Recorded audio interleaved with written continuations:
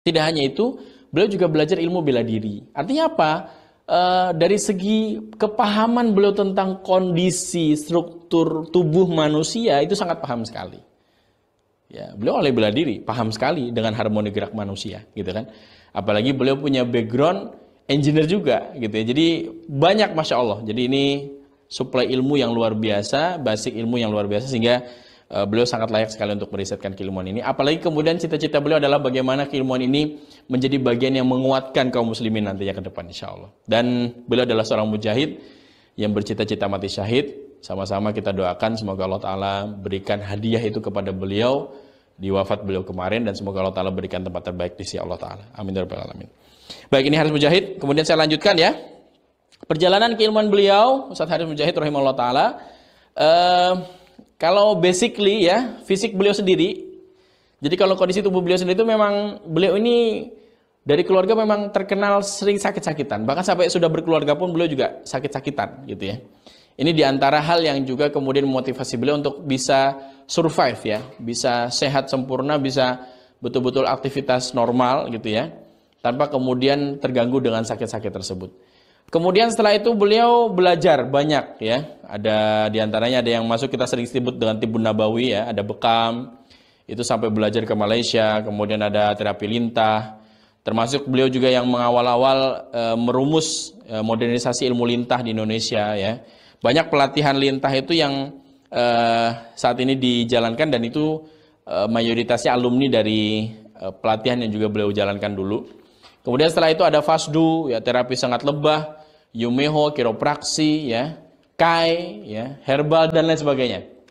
Dan itu semuanya dirisetkan di laboratorium beliau ya, di Ikro Sehat di Bandung ya. Jadi kalau teman-teman di sini ada yang dari Jawa Barat, masih ada Ikro Sehat, ini adalah kita sering sebut laboratorium kecil ya, tempat di mana beliau merisetkan semua ilmu yang beliau sudah pelajari, beliau risetkan, beliau dalami. Dan beliau selalu punya mimpi begini teman-teman sekalian. Kalau saya bisa, yang lain juga pasti harus bisa. Dan beliau selalu punya cita-cita sejak merumuskan keilmuan pengobatan. Karena melihat begitu luar biasanya fitnah di dunia pengobatan. Tadi sudah kita singgung sedikit masalah yang haram tadi ya. Fitnahnya luar biasa di dunia pengobatan. Beliau berharap ke depan kaum muslimin lagi yang akan memegang tampuk kepemimpinan urusan pengobatan di bumi ini. Ya. Ini mimpi besar beliau, dan salah satunya beliau kemudian coba jalankan itu melalui Pas Al-Kasaw ini. Ya, ini Ustaz Haris Mujahid. Kemudian poin berikutnya pada situ.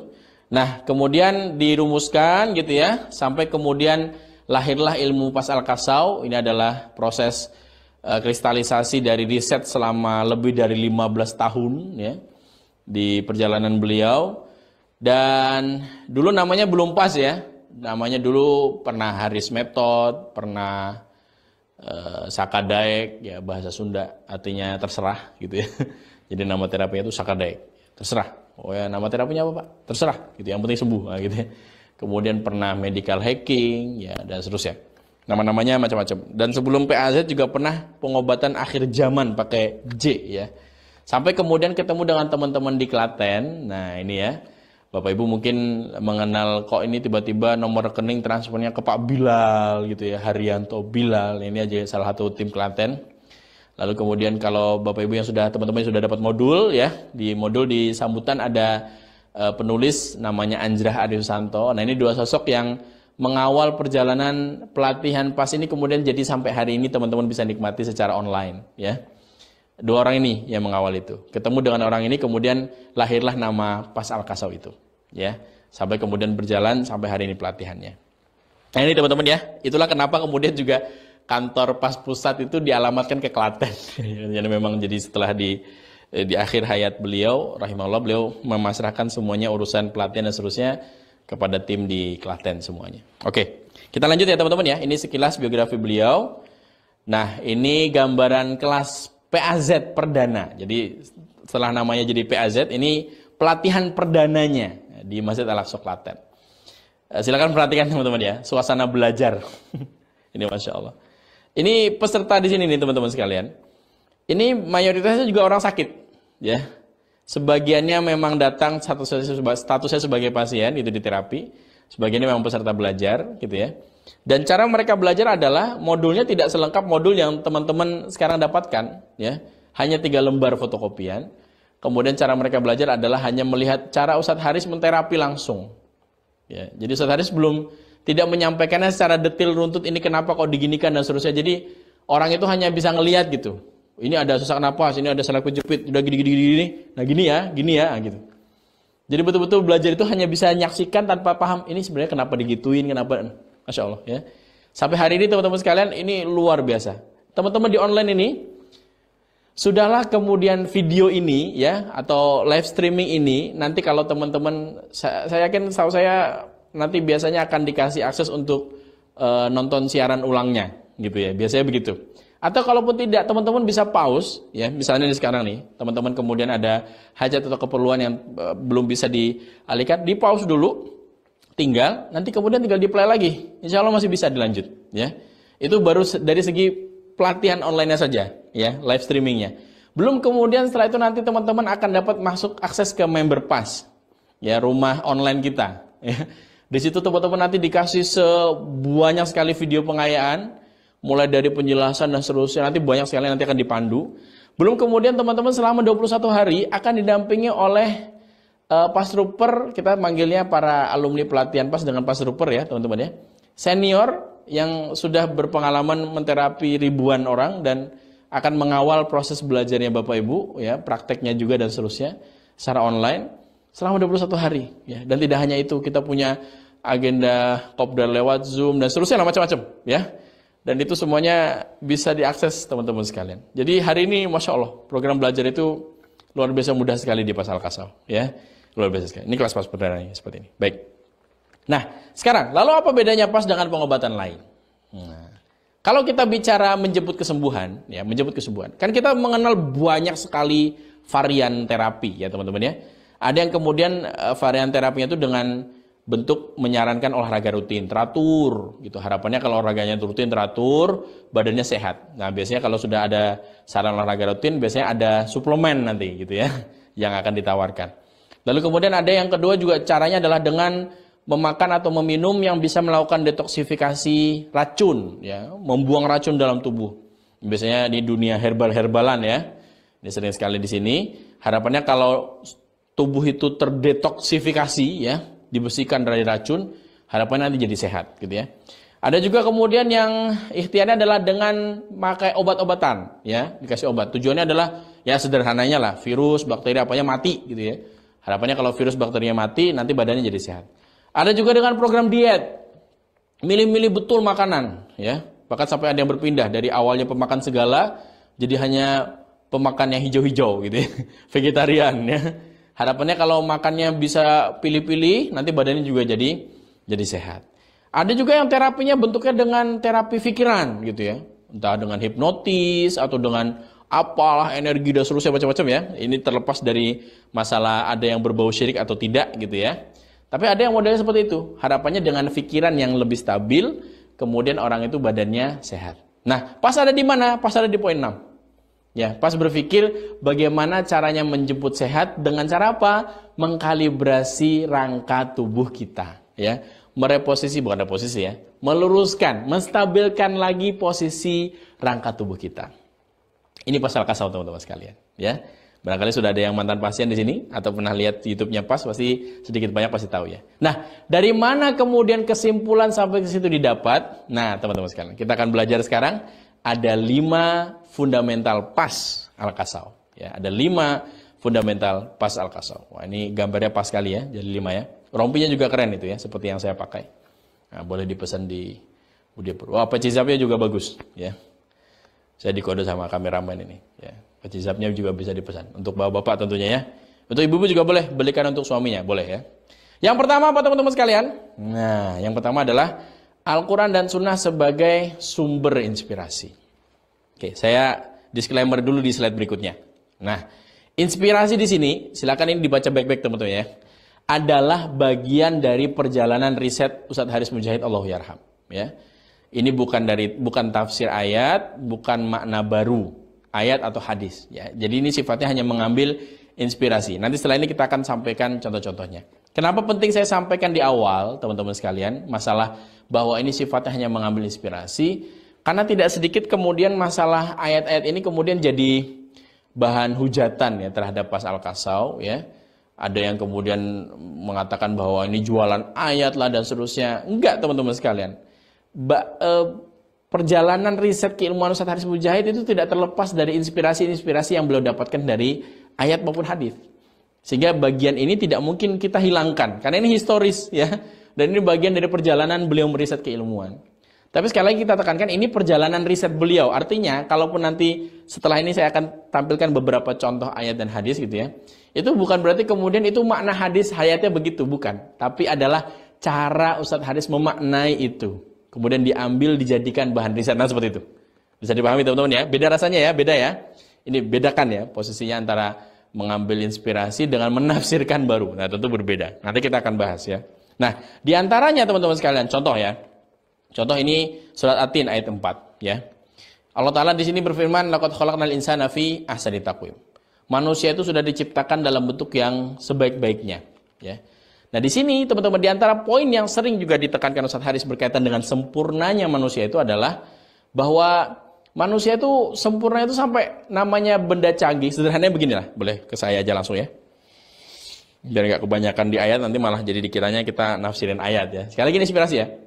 Beliau sering menggambarkannya dengan begini teman-teman sekalian.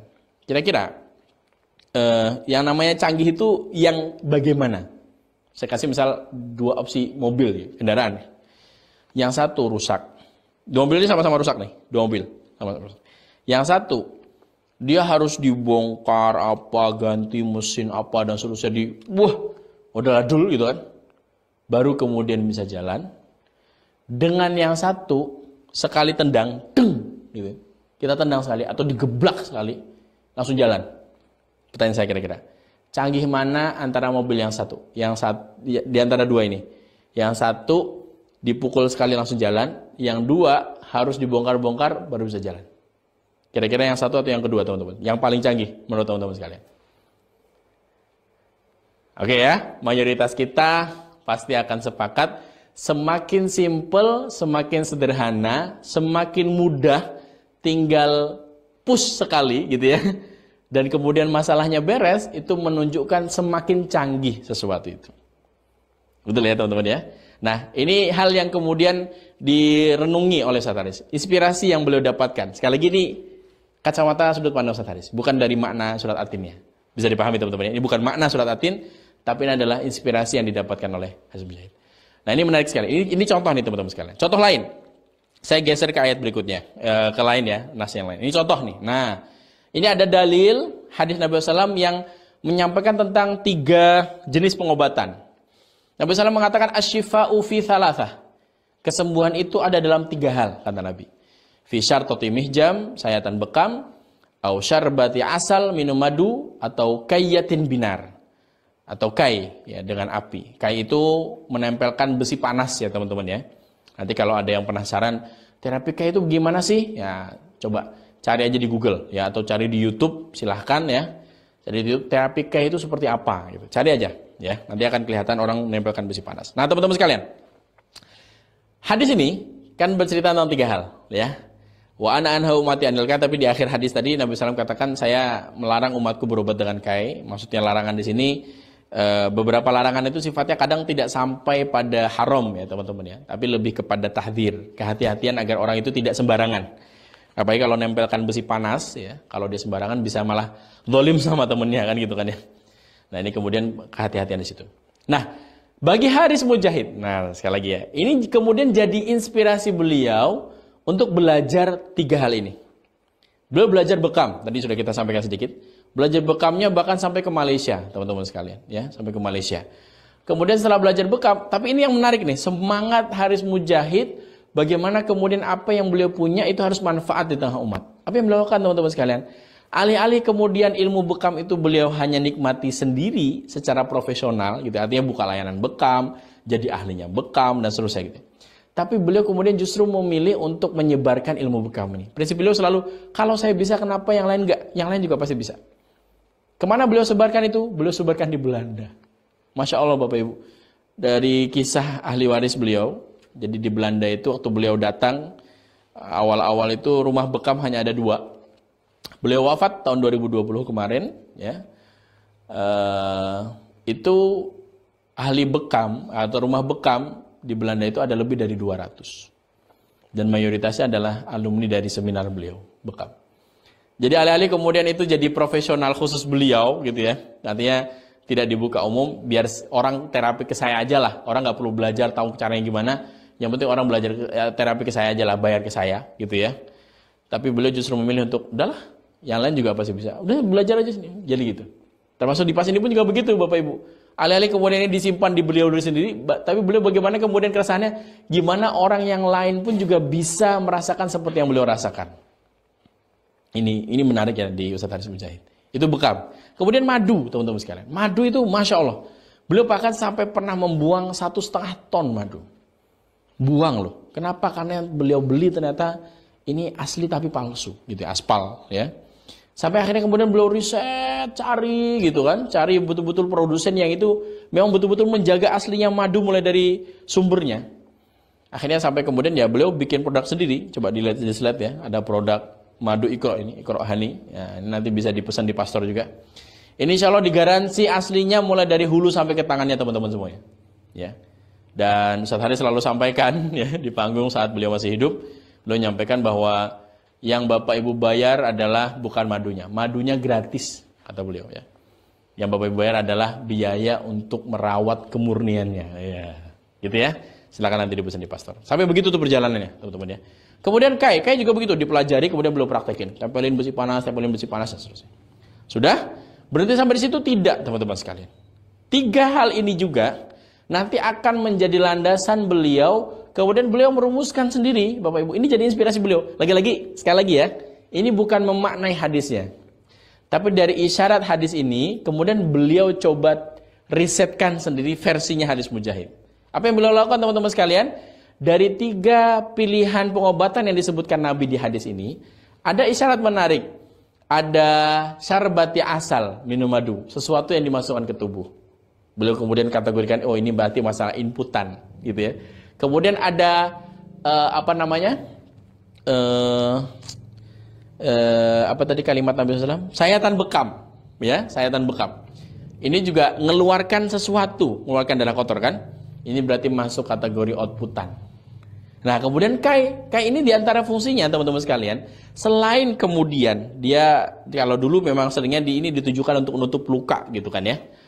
Tapi ini juga bisa berfungsi sekaligus untuk mengantarkan panas dalam tubuh. Dan panas tubuh itu bisa berfungsinya adalah untuk menaikkan energi kita. Jadi salah satu yang bisa membuat energi kita adalah ketika ada kalor tubuh. Kalau kalornya kurang, badannya dingin, energi pasti lemah, gitu ya. Maka perlu ada tambahan panas, dan salah satu yang bisa mengantarkan itu adalah teknik kai. Jadi ini masalah sistem. Jadi beliau kemudian membuat ada trilogi pengobatan, kata beliau waktu itu teorinya. Sering beliau sampaikan itu. Nanti insya Allah juga setelah ini teman-teman juga akan menyaksikan cuplikan video beliau menjelaskan hal tersebut juga insya Allah ya. Masalah 3 pengobatan itu ya, ada input, ada sistem, ada output ya. Nah ini diantara contoh saya katakan bagaimana Haris Mujahid mengambil inspirasi. Jadi bukan kemudian memberikan makna atau kemudian menafsirkan hadis, bukan. Tapi ini kemudian jadi bahan penelitian beliau sendiri versi Haris Mujahid ya. Oke. Nah, contoh lainnya juga, dan ini kemudian yang menjadi lantaran, menjadi diantara kisah yang kemudian membingkai indahnya hadirnya pas Al-Qasau adalah bagaimana beliau kemudian mendapatkan inspirasi dari apa yang Allah Ta'ala firmankan di surat Al-Mu'minun ayat 14 ini. Alur penciptaan manusia di sini disebutkan, teman-teman sekalian. Mulai dari nutfah, sampai alaqah, sampai mudghah, gitu ya. Kemudian dari sampai mudghah, mulai dari setetes air, kemudian menjadi segumpal darah. Segumpal darah berubah jadi segumpal daging. Dari segumpal daging kemudian di sini Allah Ta'ala sebutkan tulang. Nah dari tulang ini kemudian Allah Ta'ala sebutkan fakasaunal idhoma lahma. Maka kami bungkus tulang itu dengan daging. Nah di kalimat maka kami bungkus tulang itu dengan daging inilah yang kemudian menjadi hal yang menginspirasi Ustadz Haris untuk merisetkan. Ya, merisetkan tentang bagaimana membaca penyimpangan tubuh manusia itu. Ini menarik ya. Dan ini kemudian juga melahirkan fundamental pas yang kedua, yaitu adalah tulang dibungkus dengan daging. Oke. Nah, kembali lagi kayak tadi ya teman-teman ya. Sekali lagi teman-teman sekalian, ini inspirasi ayat diambil oleh Haris Mujahid. Makna ayat di surat Al-Mu'minun ayat 14 itu konteksnya tidak hanya menyinggung kesehatan. Ya. Al-Mu'minun ayat 14 bicaranya ayat Quran, Al-Quran itu teman-teman adalah mukjizat. Ya, entah itu lafadznya, entah itu maknanya, entah itu hurufnya, bahkan semuanya mukjizat. Gitu ya. Dan terlalu sempit kalau kemudian ayat itu hanya dimaknai sebagai ayat pengobatan. Bisa dipahami teman-teman ya. Maka kemudian apa yang dirisetkan oleh Haris Mujahid, ya, terinspirasi dari ayat ini bukan berarti menunjukkan kemudian apa yang dirisetkan oleh Ustaz Haris itu berarti itu adalah bersumber dari Quran, bukan, ya. Tapi ini adalah hanya bagian karena ada isyarat tulang dibungkus daging, kemudian dijadikan bahan penelitian oleh sosok Haris Mujahid rahimahullah ta'ala. Jadi sangat tidak pas ya kalau kemudian mengatakan bahwa PAZ, pengobatan akhir zamannya adalah pengobatan Qurani. Itu sangat salah kalau kalimat begitu ya. Ini hasil murni risetnya Haris Mujahid ya, bukan kemudian. Karena kalau disebutkan Qurani, harusnya orang yang pertama kali mengerjakan ilmu pas adalah Rasulullah sendiri sallallahu alaihi wasallam, karena tidak mungkin ada wahyu yang ditutupi oleh Allah taala. Gitu ya teman-teman ya. Nah, inspirasi apa yang didapat? Ini menarik teman-teman sekalian. Ustaz Haris mencoba kemudian mengajak membuat rumusan. Ini ada isyarat menarik nih, tulang dibungkus daging. Kaidah ini kemudian beliau jadi kata gini sederhana teman-teman. Saya gambarkan tulang dibungkus daging itu seperti ini ya. Baju yang kita pakai. Ini kan membungkus apa? Membungkus badan kita. Betul ya? Membungkus badan kita. Nah, kira-kira teman-teman sekalian, mana yang memberikan pengaruh? Apakah baju memberikan pengaruh pada badan atau bentuk badan yang memberikan pengaruh pada baju kita? Nah, betul ya? Badan kita, bentuk badan kita yang memberikan pengaruh pada bentuk baju. Kain ini kalau kita jatuhin ya dia nggak ada bentuknya. Ya gitu aja gumpal-gumpal gitu kan ya. Tapi begitu kita pakaikan ke badan kita, ya, yang kalau dia six pack ya dia rata lurus gitu kan, bagus ya. Kalau dia family pack, nah itu ya, family pack ya dia menyesuaikan bentuknya, nah gitu ya. Nah gitu ya teman-teman ya. Jadi namanya pembungkus itu akan selalu mengikuti yang dibungkus, ya Bapak Ibu ya. Bapak Ibu, bapak beli peci biasa, peci bulat gitu ya. Itu mau ditempelkan ke kepala manapun, dia akan menyesuaikan bentuk kepalanya orang yang dia tempelin. Tidak kepala orang mengikuti bentuknya peci. Peci yang mengikuti bentuk kepala kita. Bisa dipahami ya teman-teman ya. Bapak Ibu, ibu-ibu yang beli kerudung juga begitu. Ya bentuk lekukannya dan seterusnya pasti ngikutin bentuk kepalanya. Bukan kemudian kepala yang ngikutin bentuk kerudungnya. Nah ini ada isyarat menarik. Dan di ayat ini, isyarat yang disebutkan adalah tulang dibungkus daging. Ini menarik sekali. Ada isyarat pembungkusnya itu loh teman-teman. Berarti mana yang jadi baju kira-kira? Tulangnya atau dagingnya yang jadi baju? Tulis di kolom komentar ya. Yang jadi baju mana? Tulang atau daging? Oke, daging ya. Daging jadi baju. Berarti kira-kira gimana nih? Kalau ini kita sebutkan baju, kira-kira ini baju ini ya, ngikutin tulangnya atau tulang yang ngikutin bajunya? Nah, baju yang ngikutin tulangnya. Nah, ini menarik teman-teman ya. Inilah kemudian mengantarkan kenapa di PAS kemudian melihat keluhan itu, kita tidak kemudian fokus pada penyakit itu aja. Ya. Ini kan teman-teman pasti sudah sering lihat video YouTube PAS ya. Ada yang kemudian solusinya, ini ada kanker kok malah hentak-hentak gitu ya. Ini ada keluhan benjolan, ada keluhan jantung, juga sama disuruh hentak-hentak. Kok nggak ada urusannya sama jantungnya, kok nggak diapa-apain di pinggangnya padahal saraf kejepit, kok nggak diapa-apain di dadanya gitu ya, dan seterusnya. Semuanya kok banyak kan hentak-hentak, malah ada yang sit up dan seterusnya, gitu ya. Kenapa? Karena kita fokusnya adalah membenahi tulang dibungkus dagingnya. Nah sekarang kira-kira gini teman-teman, kalau tulang kita clear ya teman-teman ya, tulang itu ya rangka kita lah, rangka tubuh kita. Kalau daging kira-kira maknanya apa? Otot, betul. Apalagi organ, oke. Saraf, saya bisa dengar suaranya dari sini. Halu ya. Ya betul ya. Selain tulang itu masuk daging. Ya. Jadi kita maknai daging itu adalah non tulang. Apa? Daging adalah non tulang. Nah, namanya selain daging itu tulang. Namanya selain tulang itu ya daging semuanya teman-teman. Mau disebutin pembuluh darah, tadi daging, getah bening di daging, sel daging, semuanya daging. Ya. Sekarang coba cek teman-teman sekalian. Kalau kita bicara keluhan, banyak muncul di level tulang atau level daging. Coba cek keluhan yang hari ini banyak muncul. Nama-nama penyakit yang muncul banyak itu. Banyak muncul di tulang atau di daging? Banyak muncul di daging. Coba lihat dari atas. Dari masalah kepala kita. Ada migrain, ada vertigo, ada meningitis. Nama-namanya ini nama-nama yang sering kita dengar ya. Macam-macam nih. Nanti turun ke mata, ada tumor mata, tumor otak ya. Ada mata, masalah glukoma, ada macam-macam ini. Katarak lah. Turun ke hidung ada sinus, alergi dan seterusnya. Turun ke mulut ya, ada amandel, ada sariawan, macam-macam ini. Masalah gusi dan seterusnya. Ke leher ada tiroid, macam-macam nih. Ini baru sampai leher, teman-teman sekalian. Kita list udah banyak sekali nama penyakit sini. Belum ke dada, belum ke jantung, belum ke ginjal. Semuanya banyak sekali sampai ke kaki, gangren, macam-macam lah. Gitu ya. Dan itu semuanya keluhan munculnya di level daging. Kalau kita mengambil isyarat di ayat ini. Ya. Dan ternyata daging ini jadi bajunya tulang. Nah dari sinilah kemudian mengantarkan Haris Mujahid, teman-teman sekalian meriset, sebenarnya kalau rangka ini digerakin, apa efeknya terhadap daging? Itulah kenapa kemudian pas punya kesimpulan, bahwasanya sehatnya badan itu bergantung pada sejauh mana simetrinya rangka tubuh kita. Nah sekarang saya tampilkan teman-teman ya, coba kita perhatikan ya. Ini ada video simulasi respon tubuh terhadap gerak rangka. Bayangkan teman-teman sekalian, badan yang digerakkan ini ada lapisan ototnya, ada lapisan sarafnya, ada lapisan pembuluh darahnya, ada organ dan seterusnya nempel semuanya di situ.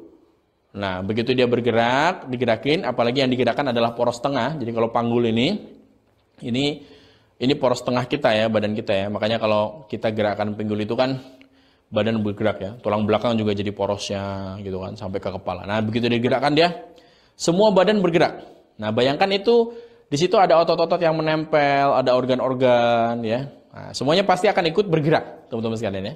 Rangka bergerak, daging ikut bergerak. Rangka menyimpang, otomatis daging juga ikut menyimpang. Nah, begitu rangka kita luruskan, maka otomatis daging juga ikut lurus sekalian. Nah, oke ya. Nah, dari sini kita kemudian sudah tambah paham ya, dipas. Berarti mana yang lebih penting untuk kita kondisikan, teman-teman sekalian, antara daging sama tulang? Mana dulu yang harus kita kondisikan? Nah, yang kita kondisikan adalah bagaimana mengkondisikan rangka kita terlebih dahulu. Ya, maka daging akan mengikuti. Layaknya baju ngikutin badan kita. Nah, sekarang pertanyaannya, kalau sudah jelas ini posisinya yang paling penting adalah rangka, kira-kira teman-teman sekalian, mana bagian rangka yang paling penting? Apakah tengkorak kepala, ataukah tulang belakang, atau panggul kita? Silakan berpikir bersama Mr. Bond ya.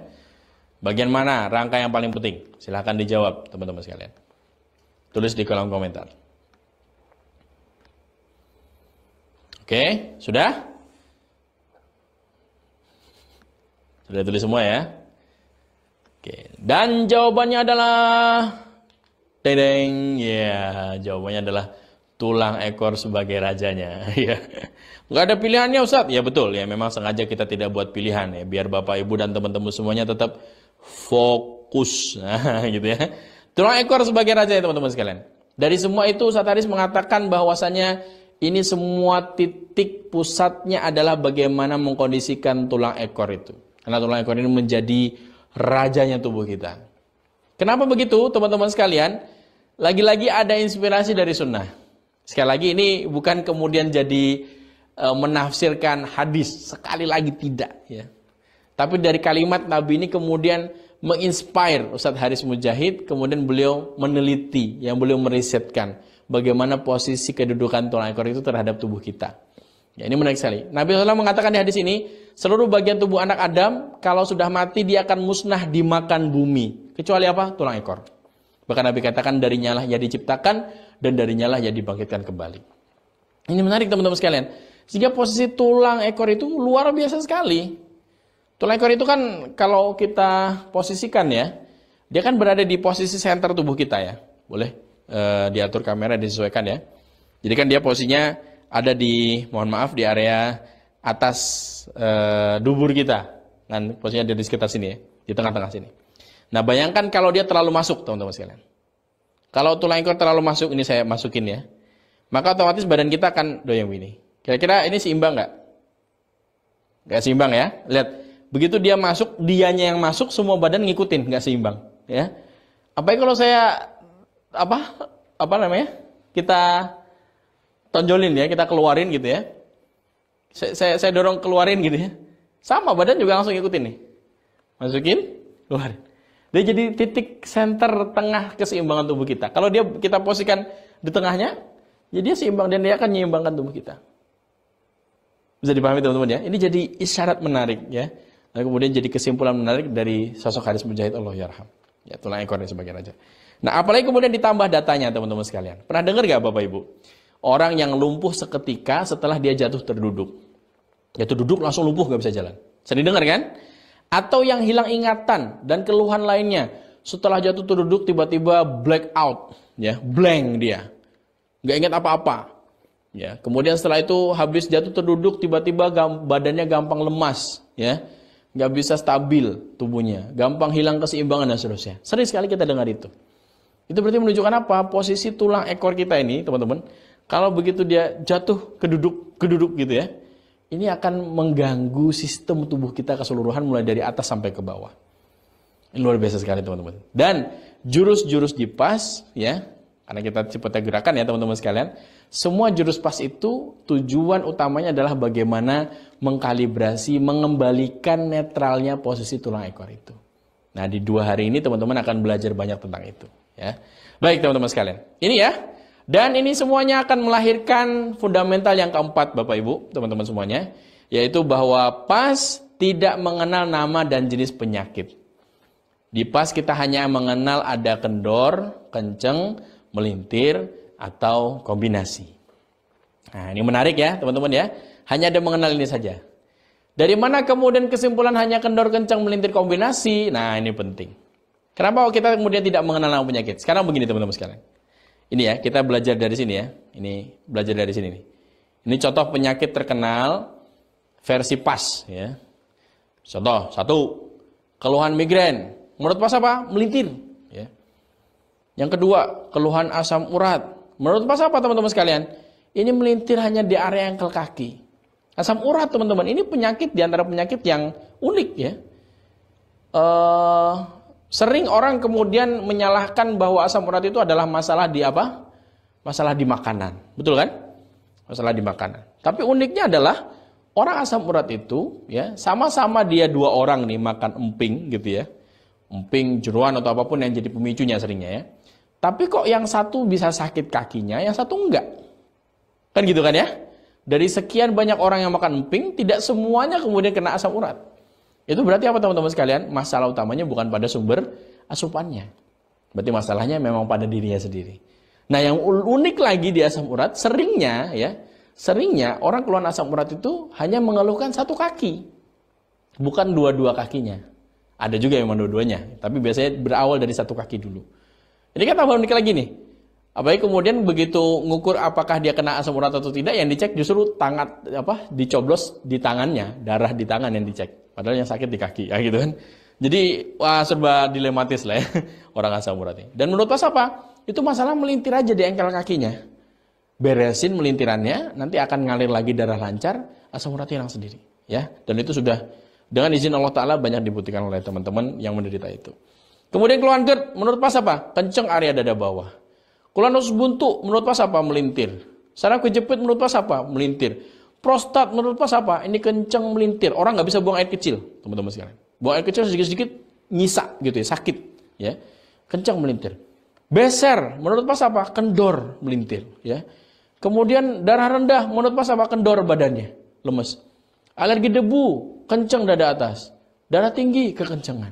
Nah gitu ya. Ini contoh-contoh aja nih teman-teman sekalian. Kenapa PAS melihatnya begitu? Kembali ke konsep tadi, tulang dibungkus daging. Kalau kita bicara, saya pakai baju nih, ya. Baju saya pakai. Ini pasti akan ada, apalagi kalau saya buat bergerak ya. Buat bergerak. Pasti akan ada bagian yang dia kekencengan. Satu sisi pasti akan ada yang kendor. Betul ya? Pasti akan ada bagian yang dia jadi melintir. Bisa dipahami teman-teman ya? Logika sederhananya. Nah, oleh karenanya dari situ kemudian jadi kesederhanaan. Ustaz Haris Mujahid, udahlah, nama penyakitnya itu aja. Jadi kita tidak sibuk berkutat dengan nama jenis penyakit yang luar biasa banyak, apalagi sebagian kadang bikin kita ngeri gitu kan ya. Tapi justru kita sederhanakan menjadi kendor kenceng melintir. Dan Ustadz Haris itu Bapak Ibu luar biasanya, Masya Allah, beliau berpikir bagaimana caranya nama itu langsung ketemu solusinya. Contoh, coba Bapak Ibu bayangkan kalau kemudian ketemu kasus, wah ini kasusnya kendor ini, kira-kira langsung ketemu solusinya nggak? Diapain? Diapain kira-kira? Betul Pak Bu, kencengin.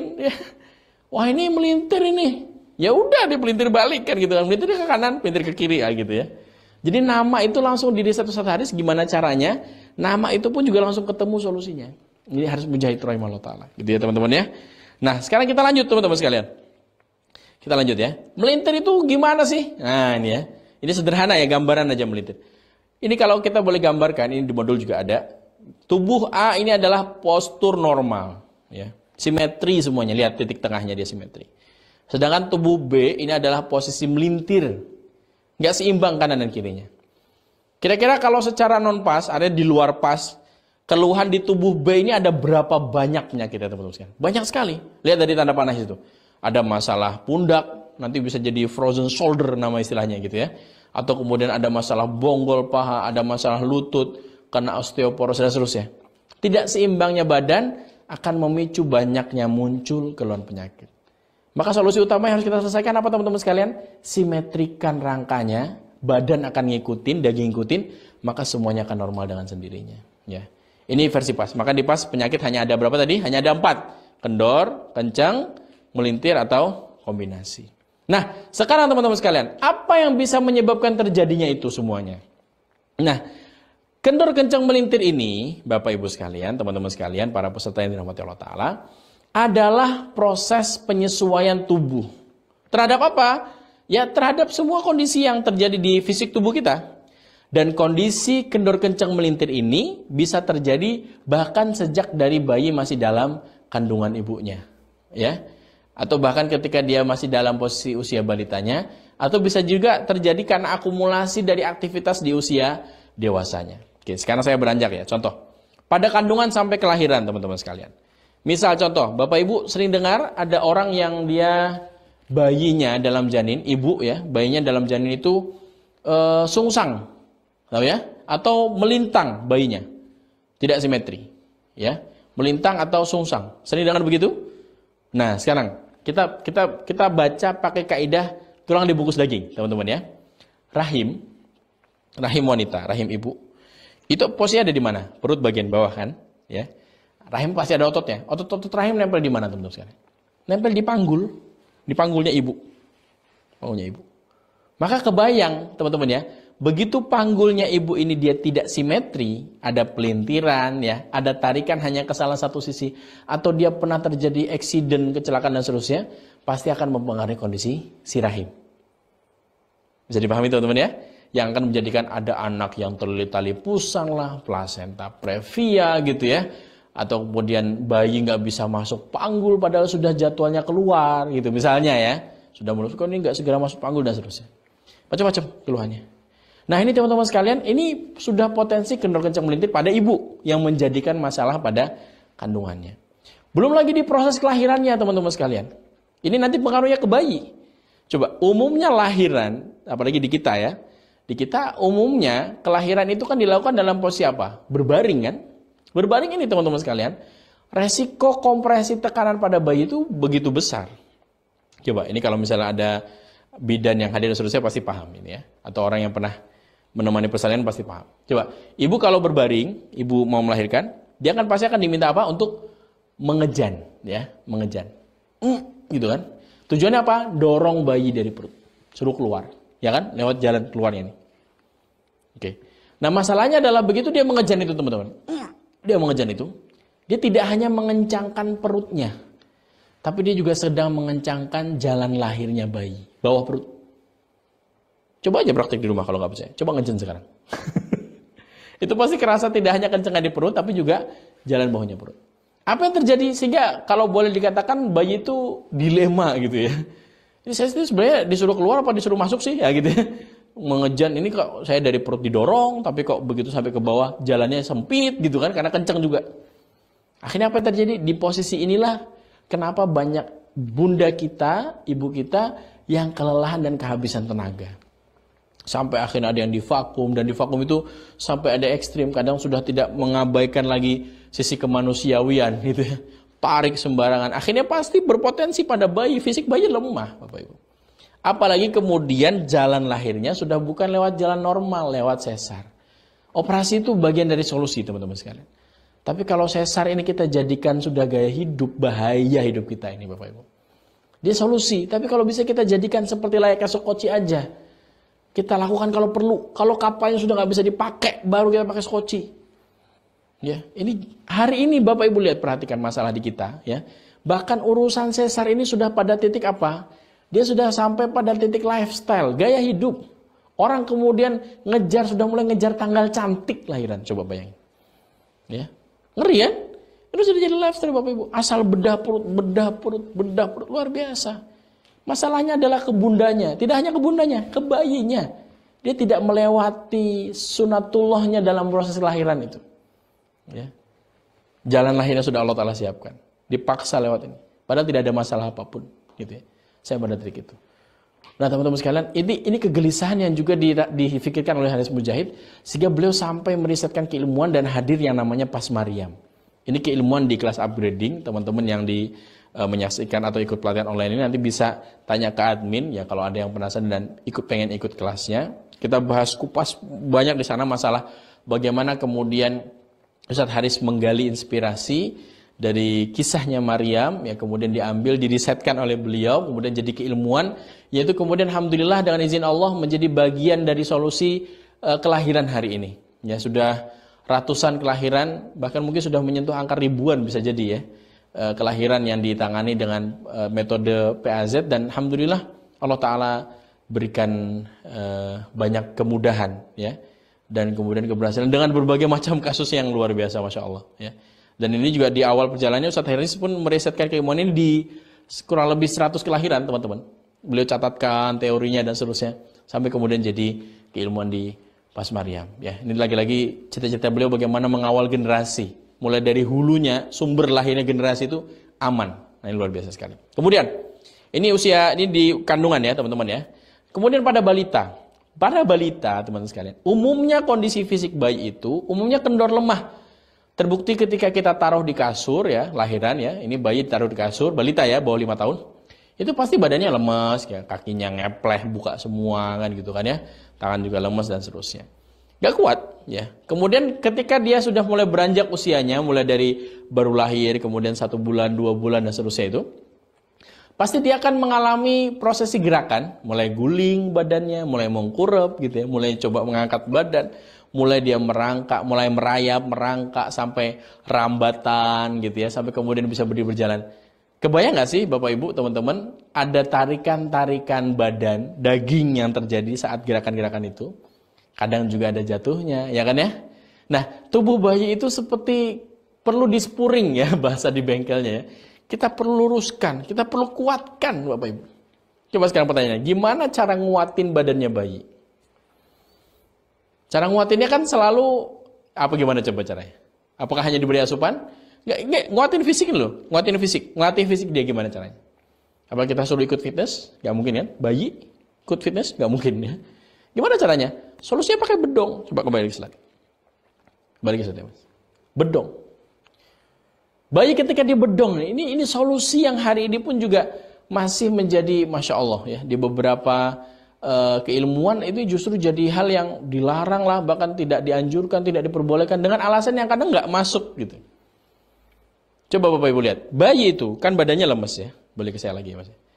Begitu badannya lemes, kita ikat nih di bedong, ya. Dia pasti akan merasa tidak nyaman kan, karena nggak bebas tangannya gerak. Maka dia pasti akan di awal-awal pasti akan dia, atau di setiap kali dia agak tersadar kalau nggak tidur, dia pasti akan mencoba memberontak gitu kan, gerak-gerakin badannya. Nah di posisi dia gerakin badan inilah teman-teman sekalian, itu layaknya dia sedang fitness. Dia sedang melatih badan dia. Bagus untuk bayi. Sekarang apa coba yang menjadikan kita meninggalkan adat tradisional kita ya, yang bahkan saya yakin teman-teman Bapak Ibu yang hadir ikut mengikuti menyimak materi ini adalah alumni-alumni bedong juga dulunya gitu kan. Nah itu teman-teman sekalian, apa yang kemudian menjadikan kita sekarang justru kita meninggalkan, bahkan kita nggak mau lagi membedong generasi baru kita. Ada alasan yang menyebutkan, wah itu mengganggu pernafasan. Ya betul, kalau kita bedongnya, ngikat badan bayinya, diblebet sampai dia nggak bisa napas, ya wajar kalau kehabisan napas. Ya salah itu namanya. Mana ada orang juga bedong begitu. Ya. Atau kemudian ada alasan lain, dia mengganggu, menghambat pertumbuhan, Pak. Coba lihat slide-nya. Ini sampai dewasa aja dibedong loh. Oh, ya kan? Sampai dewasa dibedong. Bercanda ya. Nah ini teman-teman sekalian, jadi nggak mungkin gitu loh mengganggu, menghambat pertumbuhan tuh nggak mungkin. Mana ada ceritanya pohon jati yang jelas nenek moyangnya gede, tinggi-tinggi. Cuman gara-gara ketutup batu, dia kemudian tumbuhnya jadi rumput. Ya nggak mungkin ya. Nah ukuran badan, perkembangan tubuh itu ngikut genetiknya dengan orang tuanya pasti. Ya, gitu ya teman-teman ya. Jadi ini bedong ini solusi luar biasa Masya Allah, dan sudah kita praktekkan banyak juga di kita ya. Dan kita banyak fokus bahasan itu di Baby Pass. Bapak Ibu, kita juga punya kelas upgradingnya sendiri, bahasan khusus penanganan masalah bayi. Nanti kalau ada yang tertarik silahkan bisa ikuti kelasnya. Nah pada dewasa sekarang teman-teman sekalian, apa yang bisa memicu munculnya penyimpangan itu? Yaitu adalah misal aktivitas harian dia. Ini contoh misal kalau di gambar ini gambarnya kurang lebar dikit ya. Orang sering naruh dompet di hanya salah satu sisi saku belakangnya. Itu pasti akan menimbulkan lama-kelamaan ada penyimpangan tubuh di satu sisi, gitu ya. Kemudian atau misal dia ada olahraga rutin yang itu tidak simetri. Contoh kalau pada gambar ini olahraga golf, ya. Ini kan nggak simetri ya. Badan hanya diputar ke salah satu arah saja, gitu ya. Atau misal contoh olahraga lain badminton, hanya satu arah saja. Dan dia konstan. Apa yang terjadi teman-teman? Lihat, perhatikan badannya. Melintir nggak ini kira-kira? Badan golf ini melintir. Perhatikan kakinya, mana bagian simetri coba Bapak Ibu? Nggak ada ya, semuanya melintir. Nah, termasuk juga yang diantara yang memicu adalah apa? Accident, kecelakaan, jatuh. Ini perhatikan, ini ada orang yang jatuh nih. Perhatikan posturnya, simetri nggak? Nggak simetri. Nah, kalau rangka ada yang bergeser karena jatuh itu, pasti dia akan menarik daging yang menempel dalamnya, dan itu pasti akan menarik sisi-sisi daging lainnya. Akhirnya melahirkan keluhan-keluhan berikutnya yang muncul, gitu ya. Nah ini teman-teman sekalian, ini diantara gambaran sederhana pemicunya. Nanti di 2 hari ini teman-teman akan banyak belajar cara membaca dan seterusnya. Ya, nah seperti ini contoh, pada kasus asma, kenapa kok sampai hari ini ya, asma ini dia masuk kategori penyakit yang tidak bisa disembuhkan. Ya, belum ketemu solusinya. Kenapa teman-teman sekalian? Karena fokusnya justru bukan tidak melihat pengaruh rangkanya. Orang kemudian masih fokus melihat apa? Melihat ini tuh kenapa sih? Oh karena debu, oh karena dingin gitu ya. Oh karena paru-parunya bermasalah. Tanpa dia perhatikan tadi isyarat tulang dibungkus daging tadi teman-teman. Sekarang, kalau masalahnya di paru-paru. Coba kenapa kita tidak melihat paru-paru ini sebenarnya kerjanya paru-paru itu dipengaruhi apa aja sih? Gitu ya. Ternyata selain otot-otot kerja paru geraknya organ itu sendiri teman-teman sekalian. Paru-paru ini kan dipengaruhi oleh area sekitarnya. Coba, paru-paru itu kan bekerjanya kalau kita narik napas, dia bisa ngembang, dan kembangnya paru-paru itu bisa berkali-kali lipat dari ukuran normalnya. Ketika kita hembuskan, dia akan mengecil. Kembang lagi, mengecil lagi. Coba bayangkan, kalau kemudian ada orang yang dia posturnya bungkuk terus. Ada nggak? Dia jalan bungkuk begini. Ada nggak? Ada kan? Aktivitas dia banyak begini. Ini kira-kira dada jadi sempit nggak, Bapak Ibu? Kalau dada jadi sempit begini, kira-kira kalau buat tarik nafas, jadi tambah pendek atau tambah panjang?